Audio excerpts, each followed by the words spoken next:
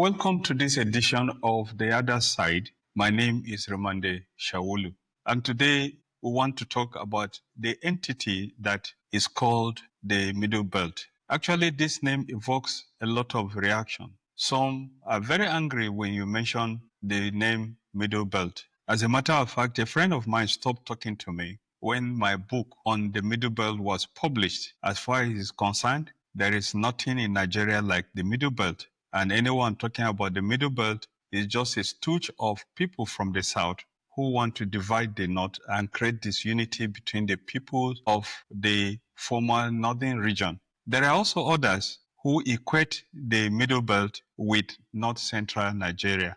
The North Central Nigeria is one of the 6 geopolitical zones that was created by the military head of state, General Sani Abacha, a few years ago. And the North Central states include Benue, Plateau, Nasarawa, Niger, the FCT, Kwara, and Kogi states. These states form what in Nigeria's geopolitical language is called North Central. And the Northeast, of course, includes states like Adamawa, Bauchi, Gombe, Taraba, Borno, and Yobe states. And the northwestern states include Kaduna, Kano, Katsina, Jigawa, Zamfara, Sokoto, these 3.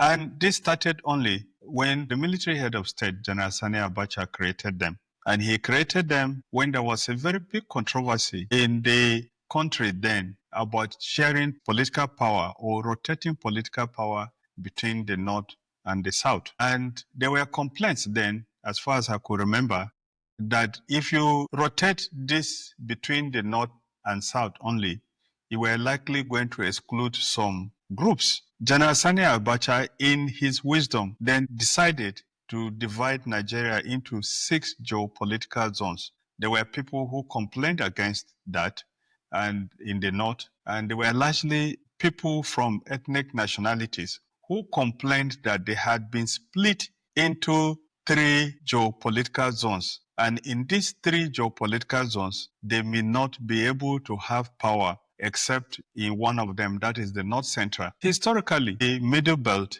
as it's called, did not just start in recent times. As a matter of fact, it started, like I said in the last video, in 1947 when people like Bello Ijumu from Kogi State, Ijumu area of Kogi State today, met with others and decided that it was important for people of ethnic nationalities in northern Nigeria to work together so that they could fight for their identity. As at that time, or just before that time, we had the Willinks Commission come up that was put in place by the colonial authorities to look into the complaints and fears of domination by minority ethnic groups. However, the colonial authorities gave them a clear mandate that they were not supposed to recommend the creation of a state or a zone or a region for the ethnic nationalities. What they were mandated to do was just how to allay the fears of the ethnic nationalities and make them remain part of northern Nigeria. What were the complaints then of the people of northern Nigeria? That a whole commission that was set up by the colonial authorities to look into. I'll restrict myself at this moment to the fears that were expressed by communities in northern Nigeria. One of the fears that they had was of ethnic and religious domination. The complaint, according to Bello Ijumu, in an interview that I conducted with him for a publication called Northern Nigeria in Perspective, in his country home in Ijumu, he said that they were prompted to start working on the creation of an association for the Middle Belt when a member of the House of Chiefs at a session of the House of Chiefs said they were anxious for the colonial authorities to leave so that they would continue with the jihad and turn every part of northern Nigeria into Islamic entities. This, according to Bello Ijumu, prompted them to start organizing. They organized and worked on creating a group that they call Non-Muslim Zone League. And when missionaries in northern Nigeria saw what they were doing, the missionaries, according to Bello Ijumu, met them and said, look, they were making a mistake by saying they were creating a non-Muslim zone league. because according to the missionaries, as explained by the old man Bello Ijumu, there were a lot of members of the ethnic nationalities who were Muslims but did not belong to the Fulani or the Hausa. And by working on a region, an association that included only Christians, they were going to exclude their Muslim brothers and sisters. And so the name was changed from the non-Muslim Zone League to the Middle Zone League. And this Middle Zone League worked with other associations that had been formed to create what you called at that time the United Middle Belt Congress. The United Middle Belt Congress had members from places other than what you call North Central Nigeria today. They had, for instance, one Jonah Sadugu from Norman area in Adamawa State, one of the organizers, who in an interview that was conducted with him, again by Northern Nigeria in Perspective before he died, rode his bicycle all the way from Norman through places like Tangala Waja today, stopped around Cham area, met with some people, all the way through Plateau, met with people like David Lott, and rode his bicycle all the way to Benue to go and mobilize some people in Benue. You had other officials like Paul Bassi from Borno State, who was the National Publicity Secretary, I think, of the United Middle Belt Congress. So you had this situation that the United Middle Belt Congress, the groups that were advocating for the creation of a Middle Belt region, come from the following areas. I will list them in no particular order. Gombe, Southern Yobe, parts of Bauchi State today, the whole of Taraba, Southern Kaduna, Southern Kebbi, Kwara, Niger State, Plateau State, Benue State, Kogi State, Nasarawa State, among others. So if you take a look at the map of the areas that the people regard themselves as the Middle Belt, you will see that the map crosses the middle part of Nigeria from the east to the west. During the colonial period, there were many people, including the late Sardana of Sokoto, Sir Ahmadu Bello, who made references to the Middle Belt and tried to describe them. You also had a lot of people, including colonial authorities, people like the former governor of Northern Region.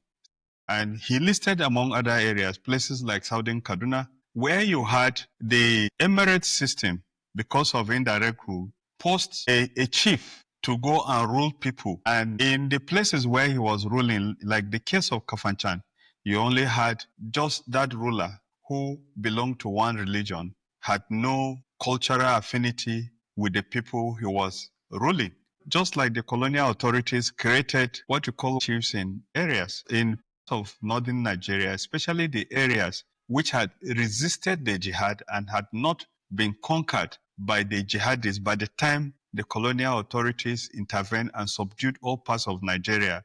You had the colonial authorities post chiefs from the emirate councils to rule over areas that were previously not under their control. This point is important because it keeps defining some of the politics that we've had and some of the political and violent clashes that we've had in some parts of northern Nigeria. And of course, for those who care to remember, it was the former military governor of Kaduna State who went to southern Kaduna and created chiefdoms. And the people were very happy about the chiefdoms that he created. The former first civilian governor of Kaduna State, Governor Ahmed Makarfi, kept on with the program or process that was started by the military administration before him and created several chiefdoms for the people of southern Kaduna who felt that they had been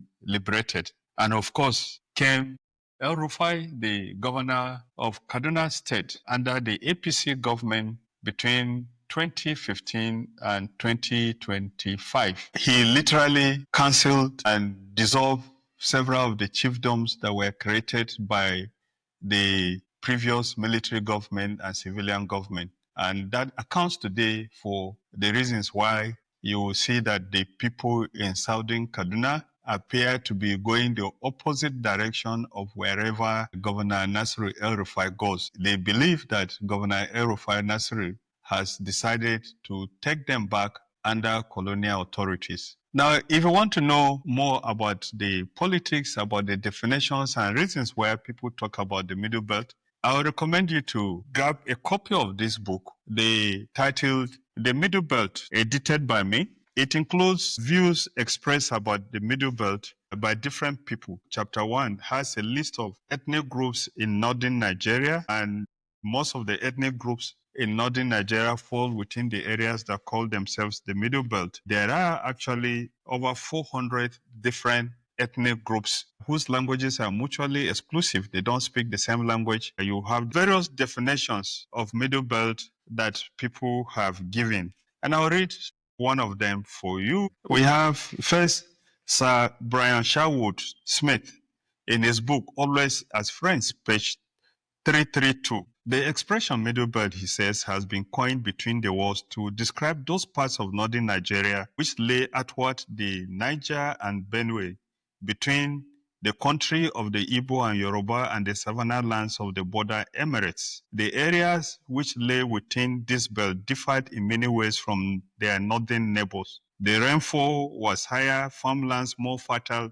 and though Islam had its outposts, its spheres of influence, particularly in the towns among the ruling caste, its adherents were overall in the minority. He said that is where the uniformity lies. And the Southerner of Sokoto, Sir Ahmadu Bello, also said of the Middle Belt, a sliced country summing along both sides of the rivers Niger and Benue, with an extension to cover Plateau and Southern Zaria. Further, we felt that far from being neglected, this was his view, that the people in the Middle Belt were not neglected as such. You also have in the book, you have excerpts of the Willinks Commission as they relate to the Middle Belt. And of course, there is the interview that I did with Chief Bello Ijumu in page 136, in his view, why we wanted the Middle Belt region.